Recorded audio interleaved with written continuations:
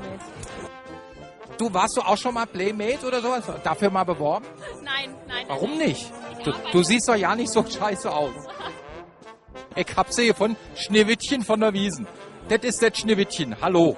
Ich bin nicht das Schnitt. Doch, du hast ja einen Apfel, einen roten. Ja, natürlich. Was machst du hier? Ich bin das Wiesn Playmate.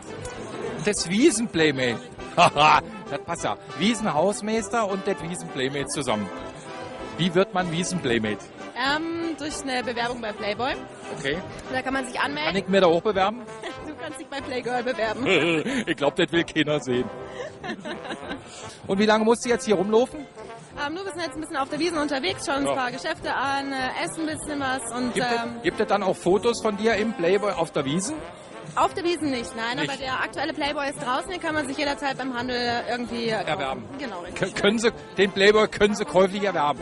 Sie ist doch bestimmt auch mal Playmate gewesen, oder? Hier, jetzt frage ich dir mal. Doch, jetzt, nein. Ja, ich auch. Ja, das ist ja kein Problem. Ich arbeite ja auch mal. Die läuft mir einfach weg. Jetzt, ich habe nur eine Frage. Was muss ich machen, damit ich auch mal zum Playmate werde? Bewerben. Icke. Meinst du, ich hätte Chancen? Ja, du versuchen kannst du es ja mal. Ja, aber man soll alles im Leben mal probiert haben, ja? Genau. Warst du auch schon mal Playmate oder sowas? Dafür mal beworben? Nein. Warum nicht?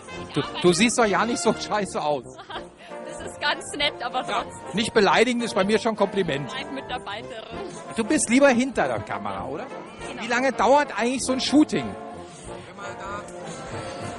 Das kann's von Zieht sich das über Wochen oder ist das ein Tag? 2 bis 3 Tage circa. Doch so lange. Schießt ihr da verschiedene Themen oder jetzt einmal durch und fertig? Nee, also schon ist immer ein Motto. Also entweder man fliegt irgendwo an den Strand oder irgendwo in den Berg. Motto. Ja. Motto. Meine lieben Männer, Playboy hat ein Motto. Das geht nicht um nackte Frauen, das hat immer ein Motto. Ich wünsche euch noch viel Spaß.